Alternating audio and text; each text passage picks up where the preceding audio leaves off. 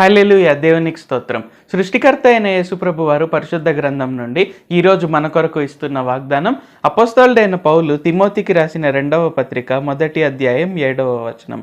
దేవుడు మనకు శక్తియు ప్రేమయు ఇంద్రియ నిగ్రహమును గల ఆత్మనే ఇచ్చెను గాని పిరికితనము గల ఆత్మనియలేదు. సో ఈరోజు వాగ్దానం కనుక చూసుకున్నట్లయితే ఏంటి, మనం ఎప్పుడైతే యేసుప్రభు వారిని నమ్ముకున్నామో ఆయన పరిశుద్ధాత్మను ఆయన మనలో ముద్రించారు. సో ఇక్కడ ఏంటి, ఆయన మనతో ఉన్నారు కాబట్టి మనకు పిరికితనం ఉండాల్సిన అవసరం లేదు. అంటే ప్రతి ఒక్క చిన్న విషయానికి భయపడుతూ మనం ముందుకు వెళ్ళాల్సిన పని లేదు. అంటే అఫ్ కోర్స్ మనకి ఏదైనా వ్యాధి వచ్చినప్పుడు కానీ, లేకుంటే ఏదైనా అప్పులు వచ్చినప్పుడు కానీ, లేకుంటే అనుకోకుండా ఏదైనా కుటుంబంలో విషాదం జరిగినప్పుడు కానీ, సో ఇలాంటప్పుడు మనకు భయం కావచ్చు, బాధ కావచ్చు, ఇవన్నీ రావడం మనకు సర్వసహజం. అయితే మనం అప్పుడు గుర్తు తెచ్చుకోవాలి, ఓకే, యేసుప్రభు వారు నాకు ఇచ్చిన ఆత్మ పిరికితనం గల ఆత్మ కాదు, ఆయన నాకు శక్తి గల ఆత్మనిచ్చాడు. కాబట్టి నేను ఆయన శక్తి ద్వారా నేను నా వ్యాధి కొరకై ప్రార్థన చేసి నేను యేసునామంలో ఆ వ్యాధిని నేను పోగొట్టుకుంటాను. సో ఆయన శక్తి ద్వారా నేను నా అప్పుల కొరకు ప్రార్థన చేసి నేను నా అప్పులను పోగొట్టుకొని నేను ఆశీర్వాదకరంగా జీవిస్తాను.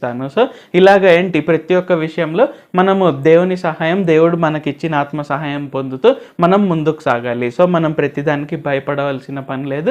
సో పిరికితనం మనకు ఉండవలసిన పని లేదు. సో మనకు ఆయన ఇచ్చిన ఆత్మ ఎలాంటిదంటే శక్తి, ప్రేమ, ఇంద్రియ నిగ్రహం. సో ఇంగ్లీష్లో కనుక చూసుకున్నట్లయితే ఏంటంటే సౌండ్ మైండ్ అని ఉందన్నమాట. అంటే ఏంటంటే ఏది జరిగినా సరే భయపడకుండా ఉండే విధంగా. సో మనం గుర్తుంచుకోవాల్సింది ఏంటంటే భయం అనేది మన జీవితంలో ఏ సిచ్యువేషన్లో కూడా మనకు అవసరం లేదు. సో మనం భయభక్తులు కలిగి ఉండాల్సింది దేవుని పట్ల.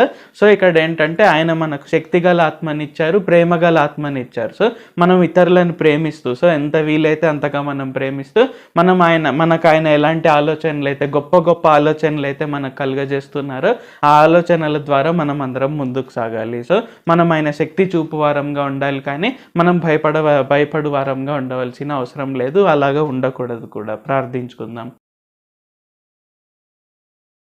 ప్రభువా, దేవ, సర్వాధికారి, మాకు ఇంకొకసారి ప్రార్థించుకునేందుకు అవకాశం ఇచ్చినందుకు వందనాలు తండ్రి.